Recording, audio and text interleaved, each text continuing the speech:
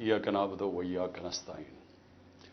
मेरे पाकिस्तानियों, इस वक्त मेरे घर के इर्द गिर्द जो इंटरनेट है वो काट दिया गया है। तो मैं ये अब उम्मीद रखता हूँ कि आपके पास ये जो आज मैं आपसे बातचीत करना चाहता हूँ ये आप तक पहुँच जाए। मकसद इसका सिर्फ ये है कि आजकल मीडिया मुकम्मल तौर पे कंट्रोल कर लिया गया और एक ही जो हमारे पास रास्ता है सोशल मीडिया, उसको कंट्रोल करने के लिए मेरे घर सारा इंटरनेट काट दिया ताकि मैं किसी भी तरह आप तक अपना पैगाम ना पहुंचा सकूं। तो मैं कोशिश करूंगा कि आप तक मेरी बातचीत पहुंच जाए। देखिए, सबसे पहले मैंने जिस तरह की बर्बरियत, बल्कि मैं इसको कहूंगा यजीदियत, जो आजकल यजीद का आजकल के यजीद जिस तरह की जुल्म तरीके इंसाफ के लोगों के ऊपर किया जा रहा है, पता नहीं, मुझे लोग कहते थे कि शायद ज़ियाउल हक के ज़माने में पीपल्स पार्टी के लोगों से ऐसा जुल्म हुआ और थोड़े से लोगों से, इतने लोगों से तो कभी हुआ ही नहीं है जुल्म।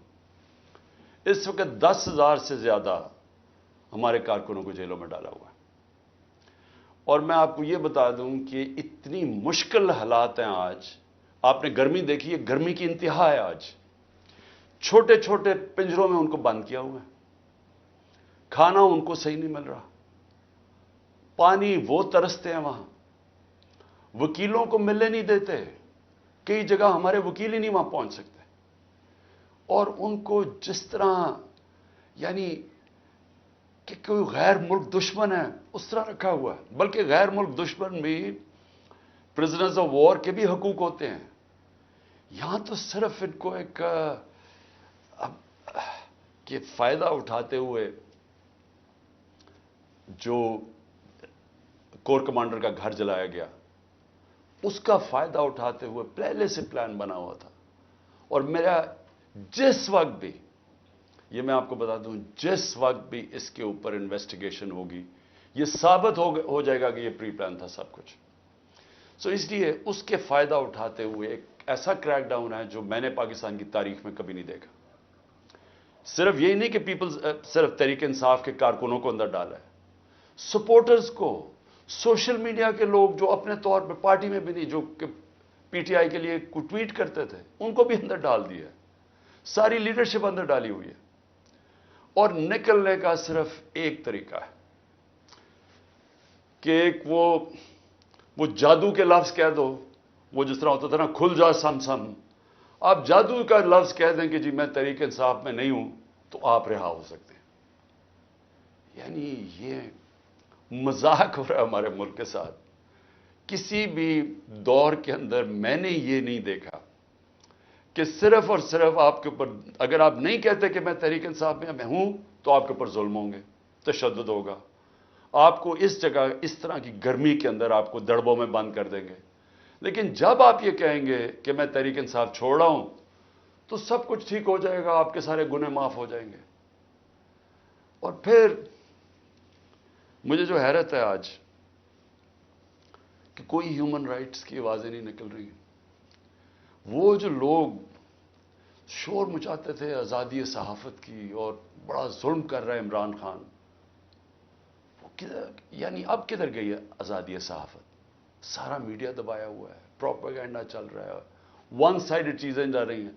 हमारे लोग अब जाते हुए डरते हैं मीडिया के ऊपर, पकड़ के जेल में डाल देंगे। वन साइडेड चीजें चल रही हैं। लोग अब इतना खौफ और हिरासा फैलाए। और मैंने खुद कहा हुआ है अपने लोगों को कि चुप जाओ। मैं खुद कह रहा हूं अपने कारकुनों को, अपने ऑफिस बेरर्स को, अपने ओहदेदारों को, कोई जरूरत नहीं है आपको सामने आने की। अपने घरों में ना रहो, छुप जाओ।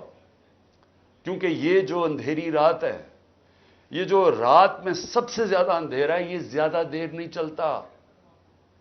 और अल्लाह कुरान में कहता है कि उसको जो सबसे ज्यादा चीज पसंद है, मुश्किल वक्त में सब्र करना। सब्र करें। मुझे पूरी तरह एहसास है कि आपके ऊपर क्या गुजर रही है। लेकिन जो मुझे अफसोस है कि हमारे कोई भी ह्यूमन राइट्स के जो लोग हैं, वो डर डर के कुछ एक आध बयान आ जाता है। और फिर मैं सहाफ़ियों को कहूँगा, मैं समझता था कि हमारे सहाफ़ी बड़े प्रो डेमोक्रेसी हैं, چلے جی میرے بڑے خلاف ہوں گے لیکن ڈیموکریسی کے لیے تو ساتھ ہے. تو وہی جو تماشا ہے یہ کیسے دیکھ رہے ہیں؟ کیا ان کا کوئی ضمیر نہیں جاگ رہا؟ کیا جب انہوں نے شیرین مزاری سے جو ہوا اور جو اس نے پھر آخر میں جا کے پارٹی چھوڑی، کیا ان کو کوئی دل میں آواز نہیں کوئی آئی کہ یہ اس سے بڑا ظلم کیا ہو سکتا ہے ایک معاشرے پہ؟ کوئی آپ کو یہ لگا نہیں؟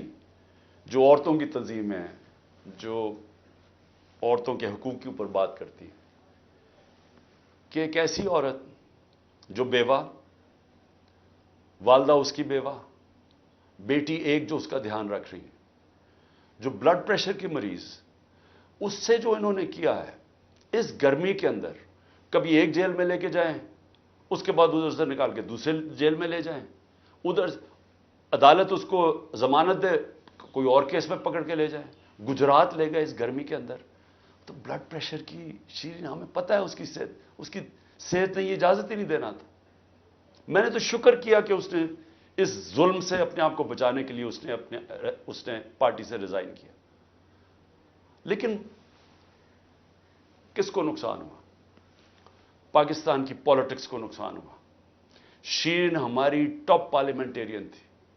میری کیبنٹ کے اندر وہ منسٹر تھی جو جس طرح وہ پڑھ لکھ کے ایک ایک ایشو کے اوپر آتی تھی، کوئی اور کیبنٹ منسٹر، ایک ہماری ڈاکٹر ثانیہ تھی کہ اتنی محنت کر کے کبھی کیبنٹ میٹنگ میں نہیں آئی جو شیرین آتی تھی. اس کے علاوہ سارے اس کے دشمن بھی جانتے ہیں کہ وہ ایک محب وطن پاکستانی، وہ کبھی بھی اینٹی پاکستان کا نہیں سوچ سکتی تھی.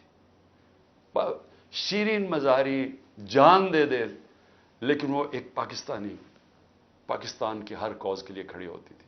جو لوگ اس کو الٹرا نیشنلسٹ کہتے تھے، کئی دفعہ وہ کئی ناراض ہو جاتے تھے کہ وہ بڑی سخت باتیں کرتی تھی، لیکن وہ نظریاتی عورت تھی. تو اس سے نقصان تحریک انصاف کو تو چلے ہوا، لیکن پاکستان کی سیاست کو اور جمہوریت کو نقصان پہنچا ہے. اور عورتوں کو، بڑی کم عورتوں کے اندر اس طرح کی صلاحیت ہے پاکستانی پالیٹکس میں جو شیرین میں تھی. لیکن اس کے علاوہ مجھے آج پیغام آیا ہے کہ جی میں اب اور برداشت نہیں کر سکتا. انہوں نے میرے گھر پہ لوگ بھیجے، گھر کے اندر گھس گئے لوگ، انہوں نے آ کے رات کو بیوی، میرا 13 سال کا بچہ وہاں اندر گھس گئے، میری بزنسز کے اوپر، میرے رشتہ داروں کے اوپر پریشر ڈال دیا. لیکن کہتا آخر میں انہوں نے کہا میں تمہارے 13 سال کے بیٹے کو اٹھا کے لے جائے گا. تو میں جی اور پریشر برداشت نہیں کر سکتا، وہ بھی چھوڑ گیا. تو یہ اس وقت کا حالات ہے کہ کسی نہ کسی طرح پی ٹی آئی کو چھوڑیں گے، سب کچھ گناہ معاف ہو جائیں گے. میں اس وقت مجھے حیرت ہو رہی ہے، اور مجھے کئی لوگوں کے اوپر خود پتا ہے کہ ان کے اوپر کتنا پریشر تھا، کیونکہ مجھے بتاتے رہے کہ یہ کر رہے ہیں، اب یہ وہ کر رہے ہیں، اب میری بزنس بند کر دی ہے. اوکاڑا کے اندر اس کے کسی کا گھر بن رہا تھا وہ گرا دیا، بلڈوز کر دیا. کسی کی دکانیں تھی وہ گرا دی جا کے. تو میں پھر سے، کیا یہ ہمارے وہ لوگ جو کہ بڑے جمہوریت کے سپاہی تھے اور وہ ہیومن رائٹس آرگنائزیشنز، کیا ان کو یہ نظر نہیں آ رہا کہ یہ نہیں ہے کہ یہ صرف تحریک انصاف کو نقصان پہنچ رہا ہے، یہ ہماری جمہوریت ختم کی جا رہی ہے. یہ وہ دور آ رہا ہے کہ اس کے اندر جمہوریت ختم ہو جائے گی، کیونکہ اس میں صرف یہی نہیں ہو رہا. ایک جو بنیادی چیز ہوتی ہے جمہوریت میں، فنڈامنٹل رائٹس، بنیادی حقوق کی حفاظت کی جاتی ہے جمہوریت میں. مغرب کے اندر، یورپ میں، انگلینڈ میں لوگ کیوں جاتے ہیں؟ اپنے ٹیکس دیں، قانون نہ توڑیں، آزاد ہوتے ہیں. کوئی ان کے بنیادی حقوق کے خلاف نہیں جا سکتا، وہ عدالت ان کی حفاظت کرتی ہے. ہاں تو بنیادی حقوق ہی ختم ہو گئے، فنڈامنٹل رائٹس کا معنی ہی ختم ہو گیا یہاں. یعنی جو میڈیا سے انہوں نے کیا، عمران ریاض سے کیا کیا؟ عمران ریاض سب سے زیادہ اس کی یوٹیوب کے اوپر ویورشپ تھی. اس کو ابھی تک عدالتوں نے بار بار کہا کہ ہمارے سامنے اس کو پیش کرو. کیوں نہیں پیش کر رہے؟ مجھے خوف ہے کہ اس کے اوپر تشدد اتنا کیا ہوگا کہ وہ عدالت میں لاتے ہوئے سے ڈر رہے ہیں. یہ ارشد شریف کے بعد یہ دوسرا ہے. کہ ارشد شریف سے جو انہوں نے کیا ہے، تو کدھر ہے ہماری صحافی کمیونٹی؟ کیونکہ چلے ٹھیک ہے، آج تو چلے ہمارے پر برا وقت ہے، یہ تو آپ کے اوپر بھی آئے گا۔ اگر ایک دفعہ فنڈامنٹل رائٹس ختم ہو جاتے ہیں ایک معاشرے میں، تو معاشرے میں تو جنگل کا قانون ہے۔ آپ نے طاقتور کی بات نہ مانی، آپ سے بھی یہ ہوگا۔ آپ نے طاقتور کی غلامی کر لی، سب کچھ ٹھیک ہو جائے گا، آپ کو معاف بھی کر دیا جائے گا، بلکہ آپ غلط کام بھی کریں تو آپ کو معاف کر دیا جائے گا۔ آپ مجرم ہو قوم کے، آپ منی لانڈرر ہو، آپ کے لنڈن میں اربوں روپے کی پراپرٹیز ہوں جو آپ بتا ہی نہیں سکتے کہ کدھر سے ہے، آپ کو معاف کر دیا جائے گا کیونکہ آپ طاقتور کے ساتھ کھڑے ہیں۔ لیکن کمزور کو بچانے والا کوئی نہیں ہوگا، کیونکہ جب فنڈامنٹل رائٹس ختم ہوتے ہیں جو ہو گئے ہیں پاکستان میں۔ اور مجھے یہ ابھی تک بتائیں، 25 لوگ شہید ہوئے ہیں، 69 لوگوں کو گولیاں ماری گئیں۔ کون سی جمہوریت ہے جدھر اس کے اوپر انویسٹیگیشن نہیں ہوتی؟ کیوں نہیں اب تک انویسٹیگیشن ہوئی ان لوگوں کے اوپر؟ وہ کون لوگ تھے؟ وہ پاکستانی تھے، ان کے حقوق ہیں، ان کے ماں باپ ہیں، کئیوں کے بیچارے بچے تھے جو وہ ایک روزی کمانے والا تھا، ان کو سیدھی گولیاں ماری گئی۔ کوئی انویسٹیگیشن ہوگی؟ کیونکہ اگر آپ یہ انویسٹیگیشن آج نہیں کریں گے، یہ آگے ہوگا، ہو سکتا ہے کہ آگے آپ ان گولیوں کا نشانہ بن جائیں۔ کیونکہ جب آپ یہ ہونے دیں گے ایک معاشرے کے اندر کہ پرامن احتجاج کے اوپر گولیاں چلا دیں اور بہانہ ماریں وہ کور کمانڈر کے گھر کا، اور اس سے سارا کچھ ہی اجازت مل جائے، لائسنس ٹو کل مل جائے، جو مرضی آپ کریں، تو یہ آپ کی بھی باری آ جائے گی۔ اس لیے آج ہمیں فوری طور پہ انویسٹیگیشن کرنی چاہیے ان لوگوں کی، جو صرف یہی نہیں کہ جو 25 لوگ شہید ہوئے ہیں سیدھی گولیوں سے، وہ لوگ جو کہ ہاسپٹل میں پڑے ہوئے ہیں۔ 2 کی مجھے پتا چلا ہے، کیونکہ ہمیں پتہ ہی نہیں اب چلتا کچھ، کیونکہ سارے کارکن تو یا چھپ گئے ہیں یا جیلوں میں ڈال دیے ہیں، تو آہستہ آہستہ خبریں آتی ہیں کہ 2 کارکنوں کی ٹانگیں کٹ گئی ہیں، کیونکہ گولیاں ماری ان کی ٹانگوں کے اوپر، ان کی ٹانگیں کٹ گئی ہیں، تو ان کی زندگیاں گئی۔ تو کون پوچھے گا ان کو؟ اور یا پھر آپ یہ فیصلہ کریں گے کہ اس ملک کے اندر پرامن احتجاج کی اب سے اجازت نہیں ہے، آپ یہ کہہ دیں گے کہ آپ نے جو مائٹ از رائٹ، جو جنگل کا قانون ہے، جو طاقتور فیصلہ کرے گا آپ کو اس کے سامنے سجدے کرنے پڑیں گے۔ یعنی طاقت کی غلامی قبول کرنے کے لیے جو تیار ہے، پھر وہی بچے گا اس ملک میں۔ اور میں آج یہ ضرور کہنا چاہتا ہوں کہ یہ جو سب کچھ ہو رہا ہے، اس کے پیچھے کیا ہے؟ یہ کیوں ہو رہا ہے سب کچھ؟ یا تو چلیں یہ سب کچھ ہو رہا ہو اور پاکستان کو اس سے کوئی فائدہ ہو رہا ہو، یا اس سے کوئی ملک چینج آ جائے، یا اس سے ایک دم یہ ہو، یہ جو ہمارے لوگوں کو چینج کر رہے ہیں، وہ پالیٹکس چھوڑ رہے ہیں، پی ٹی آئی کے لوگ، جو میں پالیٹکس چھوڑ رہا ہوں، وہ پریشر کے اندر سارے ہاتھ کھڑے کر رہے ہیں، تو کیا اس سے یہ ہوگا کہ پارٹی ختم ہو جائے گی؟ جو بھی یہ سوچ رہا ہے، جس کی بھی یہ سوچ ہے، خدا کے واسطے اپنا ذہن کو، اپنا ہیڈ ایگزامن کرواؤ، سوچو اس کے اوپر کہ آپ کیا کر رہے ہیں۔ کبھی آئیڈیا بھی مارا جاتا ہے یہ ظلم سے، یعنی کبھی ایک نظریہ بھی اس طرح ختم ہوتا ہے۔ یہ جانوروں اور انسانوں میں فرق ہے۔ بھیڑ بکریوں کو آپ ڈنڈے ماریں، وہ سارا اس طرف لگ جائیں گے جدھر آپ چلائیں گے، لیکن یہ انسان ہے۔ اور جب انسانوں کے اندر ایک آئیڈیا آ جاتا ہے آزادی کا، وہ آپ ختم کر ہی نہیں سکتے۔ آپ جتنا مرضی ظلم و تشدد کریں، یہ آئیڈیا ختم نہیں ہونے لگا۔ اگر یہ آئیڈیا ختم ہونا ہوتا تو مقبوضہ کشمیر میں آج وہ ہاتھ کھڑا کر کے اور آرام سے چپ کر کے قبول کر لیتے ہندوستان کی غلامی۔ لاکھ سے اوپر کشمیری شہید ہو چکا ہے۔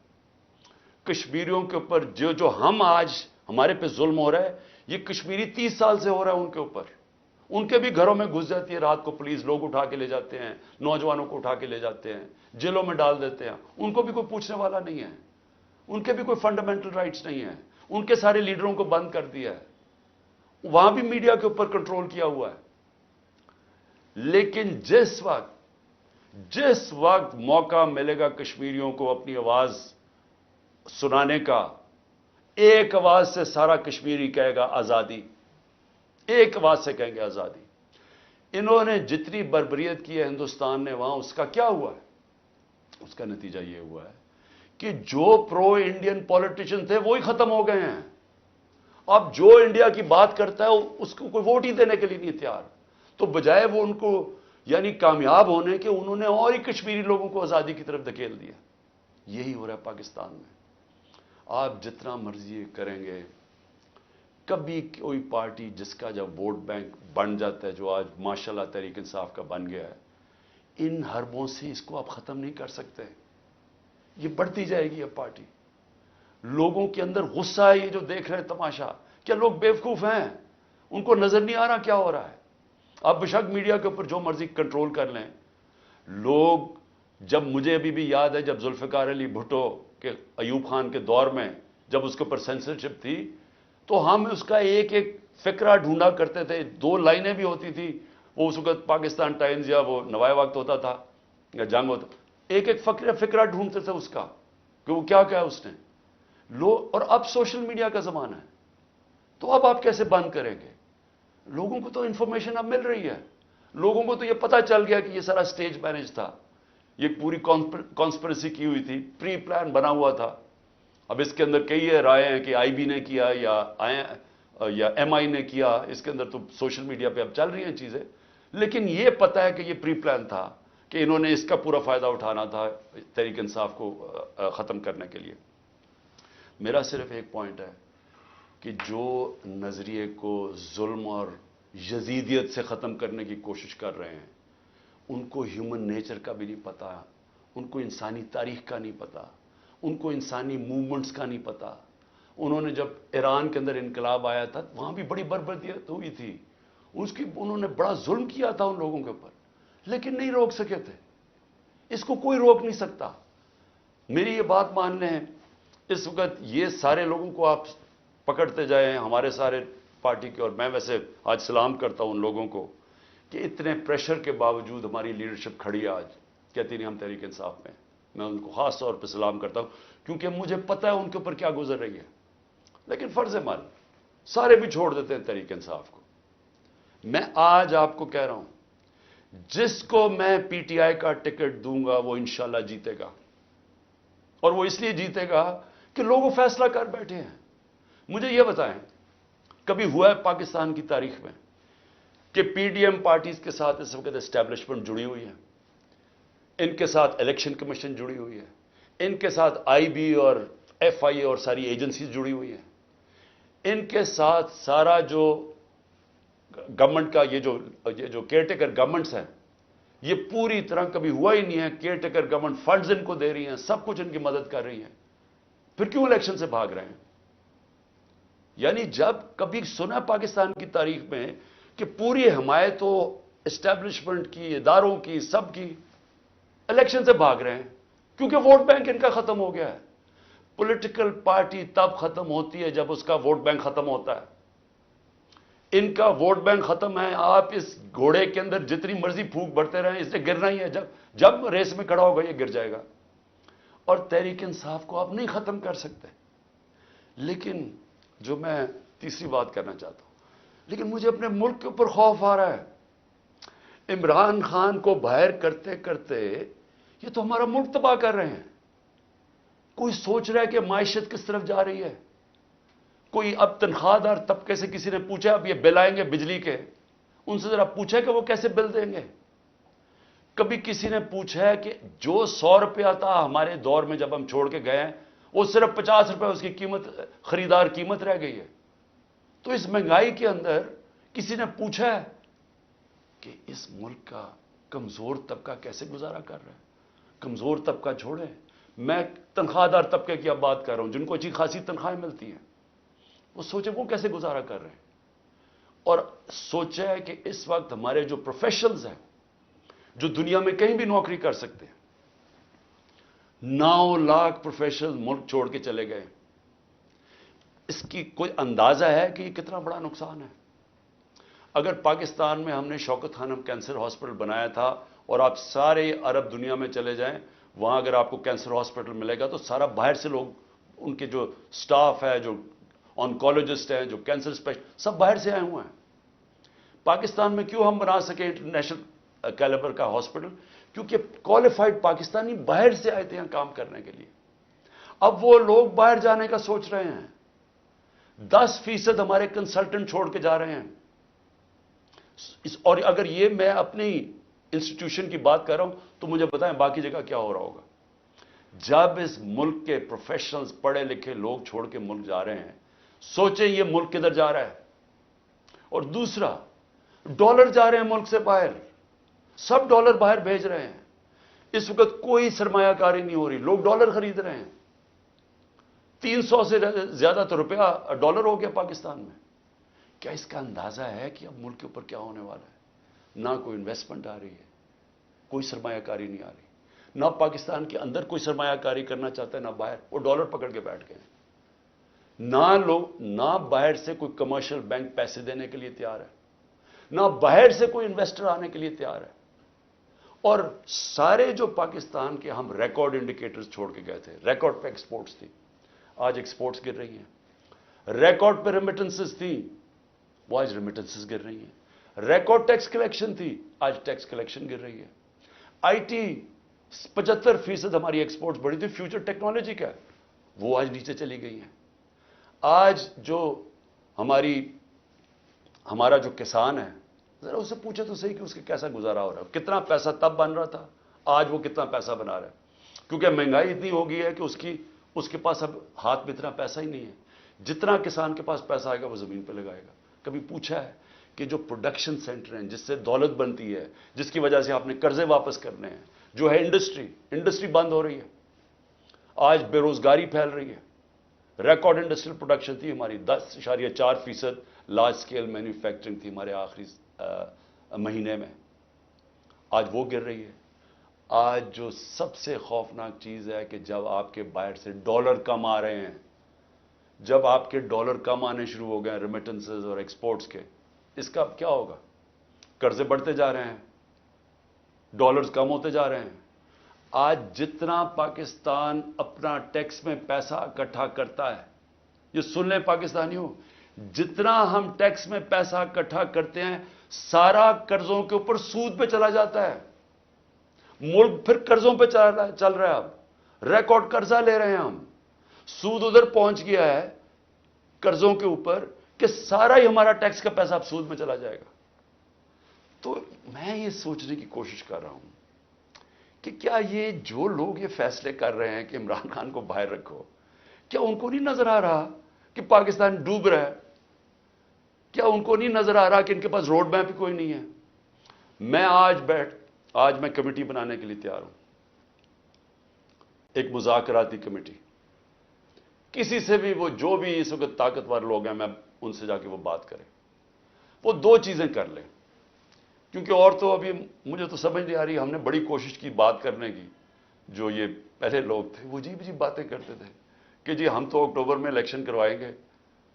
کیوں جی اکتوبر میں الیکشن کروائیں گے؟ بولے نا, وہ اس لیے کروائیں گے کہ یہ انہوں نے کرنا تھا ہمارے ساتھ, جب کرش ہو جائے گی تحریک انصاف تو تب الیکشن کروائیں گے. اور ان کے پاس کوئی جواب ہی نہیں تھا.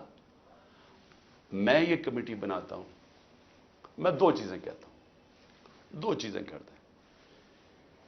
اگر اس کمیٹی کو یہ بیٹھ کے کہہ دیں کہ جی عمران خان کے بغیر پاکستان بہتر ہو جائے گا اور آپ کے پاس کوئی سلوشن ہے, میں پھر سے کہتا ہوں کہ اس ملک کی خاطر میں چھوڑ دیتا ہوں, میں پیچھے ہٹ جاتا ہوں. اگر آپ یہ کمیٹی کو سمجھا دیں کہ میرے بغیر ملک بہتر چلے گا, چلے میں ملک کی خاطر یہ بھی چھوڑنے کے لیے تیار ہوں. یا دوسری چیز, یا اس کمیٹی کو یہ کہہ دیں کہ اکتوبر میں الیکشن کروانے سے پاکستان کو کیا فائدہ ہے. یہ تو ہمیں سمجھ آ رہی ہے کہ اکتوبر تک تحریک انصاف کو ان کا خیال ہے کرش کر دیں گے, لیکن پاکستان کو کیا فائدہ ہے؟ ہم کیوں اکتوبر تک انتظار کر رہے ہیں جب ملک نیچے جا رہا ہے؟ یا یہ دو چیزیں کنونس کر دیں. میں اس کی کمیٹی بناؤں گا, میں انشاءاللہ کل اناؤنس کر دوں گا. لیکن میں آج آخر میں دو چیزوں پہ ختم کرتا ہوں. ایک تو آخر میں تو میں القادر کے اوپر بات کرنا چاہتا ہوں, جو 4 گھنٹے میں 4.5 گھنٹے مجھے نیب میں بٹھایا کل انہوں نے, اس کے اوپر بات کرنا چاہتا ہوں. لیکن اس سے پہلے میں اپنے سپریم کورٹ کے ججز سے آج اپنی قوم کی طرف سے اپیل کرتا ہوں. دیکھیں, آپ اس وقت ہماری آخری امید ہے. پاکستان میں اب رول آف لا ختم ہو چکا ہے. آئین اس ملک کے اندر تقریباً ختم ہو چکا ہے. جب 14 میں میرا یہ رائٹ تھا، میں نے اسمبلیز اپنے آئین کے مطابق ڈیزالو کی تھی، 2 اپنی اسمبلیز میں نے اپنے آئین کے مطابق ڈیزالو کی تھی کہ 90 دن میں الیکشن ہوگا. کدھر گیا الیکشن؟ 14 مئی کی انہوں نے ڈیٹ دی چیف جسٹس صاحب نے اور سپریم کورٹ. 14 مئی گزر گئی، کسی کو کچھ فرق ہی نہیں پڑا. تو اس کا مطلب تو آئین جب آپ کا گیا ہے تو رہ گیا جنگل کا قانون. اب تو اس میں مطلب کہ جو طاقتور وہ فیصلہ کرے گا کون سا آئین کی شکل پہ چلنا ہے. اس نے نظریہ ضرورت تو شروع ہو گیا پاکستان میں. میں اپنے سپریم کورٹ کے ججز کو، مجھے پتہ ہے آپ کے اندر اختلافات ہیں، دیکھیں ملک کے لیے بہت ضروری ہے. آپ نے اگر اس ملک کی جمہوریت کو نہ بچایا اور آخری امید اب آپ رہ گئے، یہ تاریخ آپ کو معاف نہیں کرے گی. کیونکہ جا رہا ہے جس طرح پاکستان جا رہا ہے، یہ ساری ہماری ڈیموکریسی کو ڈسمینٹل کیا جا رہا ہے. سارے جو جمہوریت کے ادارے ہیں وہ ایک ایک کر کے تباہ کیے جا رہے ہیں. یا جمہوریت نہیں ہے اب. ہم تو میں بیٹھا ہوتا ہوں ہر روز کہ کس دن آ کے مجھے پکڑ لیں گے، ایک دم انٹرنیٹ بند کر دی پکڑ کے. یعنی کون سی جمہوریت میں ہوتا ہے؟ سارے لوگوں کو جیلوں میں ڈال دے. مجھے یہ نہیں پتا میں اب کسے کانٹیکٹ کسے کروں. میرے سے کانٹیکٹ ہی کوئی نہیں ہو رہا، نہ مجھے لیڈرشپ ملتی ہے نہ کوئی ملتا ہے. جو میں زوم پہ میٹنگ کرتا تھا انہوں نے وہ انٹرنیٹ بند کر زوم ہی ختم کر دیا. تو میں تو تیار بیٹھا ہوں کہ جو بھی کرنے کے لیے آئیں گے، جب بھی پکڑیں گے، میں تو خیر تیار بیٹھا ہوں، ہر روز تیار ہوتا ہوں.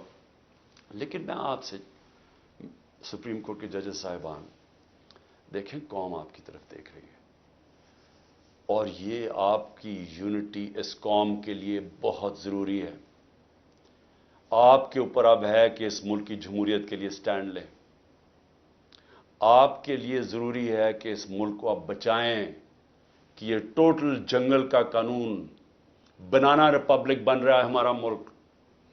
یہاں کسی شہری کو اس وقت جو آج آواز اٹھاتا ہے، کوئی تنقید کرتا ہے، اس کو یا اٹھا کے لے جاتے ہیں یا اس کو مارے پڑتی ہیں یا ان کی بزنسز بند کر دیتے ہیں.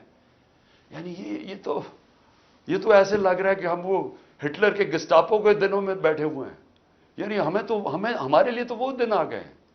تو موزز سپریم کورٹ کے ججز صاحبان، یہ آپ کے اوپر بہت بڑی ذمہ داری ہے. اور اللہ ان لوگوں کو، جن لوگوں کو ذمہ داری دیتا ہے، ان کے اوپر امتحان بھی بڑا ڈالتا ہے.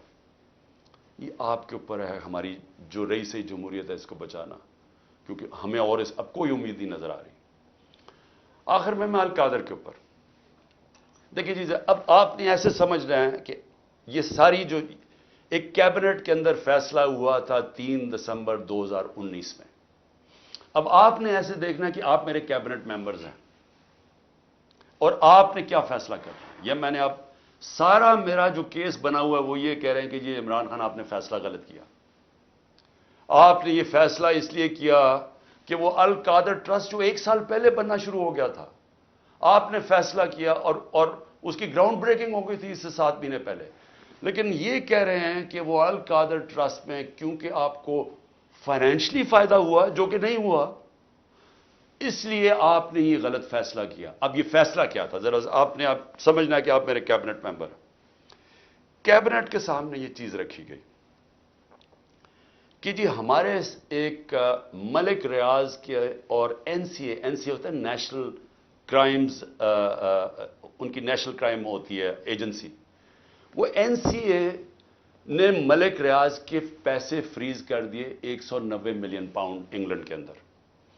اور ورڈ یہ سنیں، انہوں نے کہا یہ سسپیشس ٹرانزیکشن ہے. انہوں نے منی لانڈرنگ نہیں کہا، انہوں نے کہا کہ ہمیں شک ہے کہ یہ پیسہ یہ وائٹ پیسہ نہیں ہے، یہ بلیک کا پیسہ ہے. انہوں نے پیسے فریز کر دیے. ملک ریاض اور این سی اے کے بیچ میں ایک اگریمنٹ ہو جاتی ہے، ان کے وکیل اگریمنٹ کر لیتے ہیں. اس اگریمنٹ کے تحت یہ فیصلہ ہوتا ہے، ملک ریاض کہتا ہے کہ یہ جو 190 ملین پاؤنڈ ہے، یہ میں پاکستان میں جو میں نے سپریم کورٹ کو وعدہ کیا تھا، جو میرے اوپر جرمانہ لگا تھا، میں یہ اس اکاؤنٹ میں ڈالنا چاہتا ہوں سپریم کورٹ کے. ہماری کیبنٹ کے سامنے اب یہ آتا ہے کہ آپ کے پاس 2 چوائسز ہیں. اگر آپ اس کو یہ اگریمنٹ کو کانفیڈینشل رکھیں گے، یعنی آپ کیبنٹ کے اندر کھولیں گے نہیں، کیونکہ انہوں کا یہ تھا کہ جب کیبنٹ میں اگریمنٹ کھلے گی تو وہ پبلک ہو جائے گی، کیونکہ کیبنٹ کے منٹس پبلک ہو جاتے ہیں۔ تو انہوں نے کہا کیونکہ وہ پبلک ہو جائے گی اس لیے ہم اس کو کانفیڈینشل رکھتے ہیں، لیکن اگر عدالت کھولنا چاہے تو وہ کھول سکتی ہے، یا کوئی ایجنسی نیب کوئی کھولنا چاہے کھول سکتی ہے۔ یہ تھی اگریمنٹ۔ لیکن اگر آپ یہ نہیں مانتے، اب یہ ذرا غور سے سنیں، اگر آپ اس کو کانفیڈینشل نہیں رکھتے تو آپ کو پاکستان کی گورنمنٹ کو برطانیہ کے اندر جا کے کیس کرنا پڑے گا کہ یہ جو 190 ملین پاؤنڈ ہے یہ پاکستان سے منی لانڈرنگ ہو کے گیا ہے، اور آپ کو ثابت کرنا پڑے گا کہ یہ پاکستان سے منی لانڈرنگ ہوئی ہے۔ اب سمجھ گئے؟ اب اگر آپ یہ کیس ہار گئے تو یہ پیسہ انگلینڈ میں رہ جائے گا، یہ آپ کا 190 ملین پاؤنڈ چلا جائے گا، یہ انگلینڈ میں رہ جائے گا۔ تو اگر آپ کو کیس جیت جاتے ہیں تو پھر وہ پاکستان میں آئے گا، اور وہ دوسری مد میں آئے گا، وہ آئے گا اس مد کے اندر کہ یہ جو سپریم کورٹ کی جو اکاؤنٹ ہے اس میں نہیں جائے گا، گورنمنٹ آف پاکستان کو آ جائے گا منی لانڈرنگ۔ اب کیبنٹ کے اندر ڈسکشن کیا ہوتی ہے؟ ہمیں بتایا جاتا ہے کہ $100 ملین پاکستان لٹیگیشن میں، یعنی ہم وکیلوں کو دے بیٹھے ہیں اور پیسہ ڈوب چکا ہے $100 ملین، اور کچھ نہیں ہمیں ملا واپس۔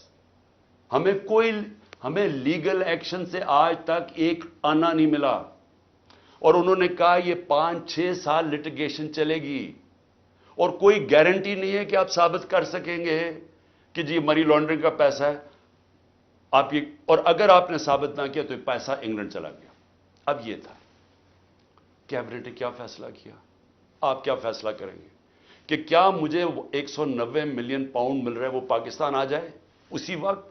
ہمیں بڑی ڈالرز کی ضرورت تھی، ہمیں ہمیشہ ہوتی ہے، آج بھی ہمیں ڈالرز کی ضرورت ہے، اور کبھی اتنا پیسہ پاکستان نہیں آیا۔ کیا ہم اس پیسے کو فوری طور پہ لے آئیں اور سٹیٹمنٹ میں کر دیں، یا پھر ہم قانونی کارروائی میں پڑیں جو کہ 5-6 سال چلے گی اور پتہ نہیں پیسہ آئے گا نہیں؟ مجھے ایک آدمی بتا دیں کہ جو اس سے اختلاف کرے گا کہ وہ پیسہ پاکستان لے آؤ۔ میں یہ پوچھنا چاہتا ہوں کہ کون سا احمق ہوگا جو پتا ہوگا کہ آپ نے کیس بھی نہیں، یعنی کون سا یہ جوا کھیلے گا اور 5-6 سال انتظار کرو اور ہو سکتا ہے پیسہ ہی نہ آئے؟ تو ساری کیبنٹ نے فیصلہ کیا کہ جناب ٹھیک ہے، کانفیڈینشیل اگریمنٹ ہم مان لیتے ہیں، پیسہ پاکستان آ جاؤ۔ پیسہ پاکستان آ گیا، اسٹیٹ بینک کے اندر ڈپازٹ ہو گیا، سپریم کورٹ کے اندر وہ پیسہ ڈپازٹ ہو گیا 190 ملین پاؤنڈ۔ اب اگلی بات، اب نیب مجھے کہہ رہی ہے کہ آپ نے یہ اس لیے بدنیتی سے کیا کیونکہ آپ نے ملک ریاض نے آپ کے لیے القادر ٹرسٹ جو ہے وہ اس نے جو سارا اس کا سپانسر وہ تھا، تو آپ نے اس کو فائدہ پہنچانے کے لیے کر دیا۔ بھئی سوال بڑا سمپل ہے، آج آپ کے پاس 190 ملین پاؤنڈ پڑا ہوا ہے سپریم کورٹ میں، نیب آج کہے کہ یہ غلط مد میں پیسہ آ گیا ہے، آپ جا کے انگلینڈ کے اندر کیس کریں اور ثابت کر دیں کہ منی لانڈرنگ کا پیسہ ہے اور وہ ادھر سے ادھر چلا جائے گا۔ یعنی آپ کو کون روک رہا ہے اس چیز میں؟ کیونکہ آپ نے صرف ثابت کرنا ہے کہ منی لانڈرنگ کا پیسہ، جا کے کیس کر کے کر دیں، پیسہ تو پاکستان آ گیا، تو کون چیز کیا آپ کو روک رہی ہے؟ اگر آپ یہ سمجھتے ہیں کہ غلط مد میں چلا گیا تو آپ کے پاس تو اپرچونٹی ہے، نیب تو کوئی کر سکتا ہے، کیوں نہیں کیا ابھی تک کیس؟ صرف مجھے ذلیل کرنے کے لیے، اور یہ کہہ رہے ہیں کہ مجھے ذاتی طور پہ فائدہ ہوا۔ اب القادر کیا ہے؟ میں نے یہ فیصلہ کیا تھا کہ جب بھی مجھے اللہ نے موقع دیا، 2 چیزیں میں نے کی۔ رحمت للعالمین اتھارٹی سیٹ اپ کی کہ میں اپنے بچوں کو سیرت نبی اسکولوں سے شروع کریں، ریسرچ کروائیں، ہمارا کیریکٹر بلڈنگ شروع ہو، ہماری اخلاقیات بالکل ختم ہو چکی ہے، اس کو ہم اٹھائیں اپنے نبی کی سیرت کے ذریعے۔ اور دوسرا میں نے یہ یونیورسٹی رحمت للعالمین اتھارٹی، اور یہ دوسرا یونیورسٹی کا سوچا، القادر یونیورسٹی، جس میں ہم نے کوشش یہ کی کہ سیرت نبی کے اوپر ہم ریسرچ کریں، انٹرنیشنل اسکالرز کو میں نے انگیج کیا، اور پھر ٹیکنالوجی بھی پڑھائی جائے بچوں کو۔ یہ اس کا مطلب تھا کہ ماڈرن ٹیکنالوجیز بھی پڑھائیں، آرٹیفیشل انٹیلیجنس ایسی، اور ساتھ ساتھ اپنی لیڈرشپ ڈیولپ کریں سیرت نبی کے اوپر، ان کے کیریکٹر کے اوپر، اور لوگوں کو تیار کریں۔ میری جو بیوی بشرا بیگم، ان کے اوپر وارنٹ نکال دیے گئے، کس چیز کے؟ کہ وہ ایک ٹرسٹی ہیں، ان کو میں نے ٹرسٹی رکھا۔ کیوں ٹرسٹی رکھا؟ क्योंकि सीरत नबी में उनको इंटरेस्ट है, उन्होंने बड़ी पढ़ा हुआ है उस चीज के ऊपर, उन्होंने पढ़ा, यानी वो उनका शौक है कि ये सीरत नबी फैलाई जाए, तो उसको ट्रस्टी रख दिया। ट्रस्टी को लिखा हुआ डीड में ना एक आना मिल सकता है, ना उनकी तनख्वाह है, ना कोई पैसा मिल सकता है, ना उनका प्रॉपर्टी में कुछ है, उनका कोई ताल्लुक नहीं होता। ट्रस्टी का सिर्फ काम होता है कि जिस वजह से ट्रस्ट बना था, मसलन शौकत खानम है, तो शौकत खानम अगर गरीबों का 75% मुफ्त इलाज होना था कैंसर का, तो ये ना हो कि वो 50% कर दे, यानी इसलिए होता है ट्रस्ट। जो पॉलिसीज होती हैं वो, बाकी प्रोफेशनल चलाया जाता है, चाहे वो अल कादर हो, चाहे नमल यूनिवर्सिटी, चाहे शौकत खानम हो। ना मुझे ₹1 का फायदा आज तक शौकत खानम से हुआ, ना नमल यूनिवर्सिटी से हुआ, और ना अल कादर से हुआ, क्योंकि अल कादर एक प्रोफेशनल अब वो चल रहा है, वहां सारे बच्चों को मुफ्त तालीम मिल रही है, जो भी अल कादर में पढ़ रहे हैं सबको मुफ्त मिल रही है, और उनको जिस तरह मैंने आपको कहा कि उसका मकसद क्या, ये कह रहे हैं नैब कि मुझे जाती तौर पे फायदा हुआ। किधर? अच्छा, क्योंकि पैसे का तो कोई बता नहीं सकते, मुझे क्या पैसे का फायदा हुआ, तो कह रहे नहीं सियासी तौर पे आपको फायदा हुआ, कि जिस तरह अल कादर से मेरी सियासत चमकी। ये है केस। मैं सिर्फ आपको ये बताना चाहता था कि इतना प्रोपेगेंडा हो रहा है, लोगों को बता। 4-4.5 घंटे मुझे नैब में बैठाया और बार बार यही पूछते रहे कि जी देखें, आपको तो इससे बड़ा फायदा हुआ है, और मलिक रियाज को आपने क्यों किया?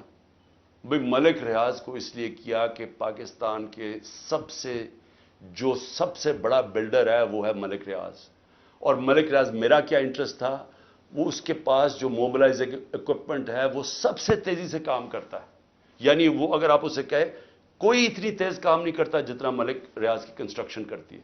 मेरा इंटरेस्ट क्या था कि वो जल्दी से सेटअप हो, अल कादर जितनी जल्दी सेटअप हो, और मैं अगर प्राइम मिनिस्टर था मैं उनको फायदा पहुंचा सकूं, इंटरनेशनल स्कॉलर्स ला सकूं होते हुए उस वक्त। मेरा तो सिर्फ ये इंटरेस्ट था, और मुझे इससे क्या इंटरेस्ट है? जिस तरह हर साल शौकत खानम में 9 अरब रुपया इकट्ठा होता है, तो क्या वो मेरी जात के लिए हो रहा है? इसलिए मैं चाहता था कि मैं आपको क्लियर कर दूं कि जिस तरह की कोशिशें की जा रही हैं, और मुझे जो उन्होंने पकड़ा था नैब में, वो इतनी बदनीयती थी कि इन्होंने 28 को एकदम मेरी जो इंक्वायरी को इन्वेस्टिगेशन में बदल दिया। मुझे इंक्वायरी रिपोर्ट ही नहीं दिखाई, और 28 को इंक्वायरी से इन्वेस्टिगेशन करते हैं, 1 तारीख को मेरा वारंट निकाल देते हैं, और मुझे पता ही नहीं है कि कानून कहता है कि इंक्वायरी में मेरा जवाब आना चाहिए। और जिस दिन मैं उठाते हैं मुझे वहां से रेंजर्स आके, मुझे जिस आपके सामने जो तरीका उन्होंने इख्तियार किया मुझे उठाने का, उस दिन मैं बेल लेने के लिए बैठा हुआ था, क्योंकि हमें अखबारों से पता चला कि उन्होंने इन्वेस्टिगेशन कर दिया। कोई इंसार अब्बासी का आर्टिकल आया 30 अप्रैल को, तब हमें पता चला कि उन्होंने इन्वेस्टिगेशन कर दिया। मेरे वकील ने लिखा लाहौर इस्लामाबाद हाईकोर्ट को, ये क्या मजाक हो रहा है? तो मैं उस दिन इस्लामाबाद हाईकोर्ट इस पे जा रहा था अदालत में, जब इन्होंने उधर से अगवा करके बाहर ले गए और पकड़ के, जब मैं जब जेल में पहुंचा तो पहले ही दफा तब इन्होंने मुझे इंक्वायरी रिपोर्ट दिखाई। तो ये था सारा ड्रामा। मैंने कहा आप सबको बता दूं। आखिर में मैं अपनी सारी कौम को कहना चाहता हूं कि देखें, ये जो बुरा वक्त है ये एक अल्लाह का निज़ाम है, इसमें हमें सब्र करना चाहिए, कोई हमें इसमें दिल बर्दाश्ता नहीं होना चाहिए। कौमों की जिंदगियों में ये मुश्किल वक्त आते हैं, और कई मेरे लोग बहुत मुश्किलों से गुजर रहे हैं, लेकिन बाकी सारी कौम को मैं एक चीज कहना चाहता हूं, अपने ज़हन में डाल लें कि इस तरह की गुलामी, ये शजीदियत, इस तरह की गुलामी को कबूल करने से बेहतर है मर जाओ। अल्लाह ने आज़ादी को क्यों इतना बड़ा रुतबा दिया? क्यों जो इंसान अपनी आज़ादी के लिए लड़ता है अल्लाह ने, और मरता है तो उसको शहीद कहता है, और जो बचता है उसको गाजी कहता है। पैगंबरों के बाद शहीद का सबसे बड़ा रुतबा है। क्यों है? क्योंकि अल्लाह ने आपको बताया है कि इंसान आज़ाद मैंने पैदा किया है, ला इलाहा इल्लल्लाह। वो किसी इंसान की गुलामी के लिए नहीं उसने हमें पैदा किया। ये जो हमें गुलामी करवा रहे हैं कि पकड़ के जनाब दबा के, गला दबा के, और कहें कि जनाब मैं तहरीक इंसाफ छोड़ रहा हूं, इसलिए नहीं पैदा किया। اور قوم جب ظلم کے سامنے سر جھکا دیتی ہے، خوف کے بت کے سامنے جھک جاتی ہے، وہ قوم تباہ ہو جاتی ہے۔ اس لیے حوصلہ رکھنا ہے۔ آپ کا کپتان جب تک اس کے اندر خون ہے وہ کھڑا ہے، آخری گیند تک لڑنے والا کیپٹن ہے آپ کا۔ ہار ماننے کا سوال پیدا ہی نہیں ہوتا۔ جو بھی یہ کریں گے میں اس کے لیے تیار ہوں۔ اسی قوم کو بھی میں یہ کہنا چاہتا ہوں کہ آپ نے کسی صورت ہار نہیں ماننی۔